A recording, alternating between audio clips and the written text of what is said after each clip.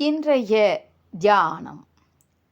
மடிதல் ஆம் மரணம். நாள்தோறும் மக்கள் மடிந்து போவதை பார்த்திருந்தும் நான் மட்டும் அதற்கு விலக்காவேன் என்று எண்ணும் மடமை என் மனதினுள் புகுந்துவிட்டது. எம்பெருமானே, அம்மடமையை நீ அகற்றிவிடுவாயாக.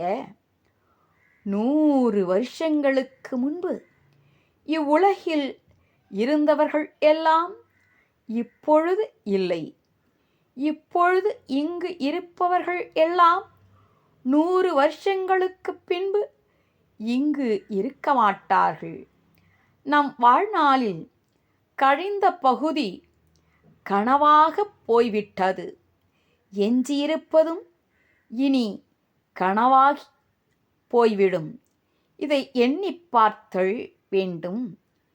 இன்றைக்கு இருந்தாரை நாளைக்கு இருப்பார் என்று எண்ணவோ திடம் இல்லையே.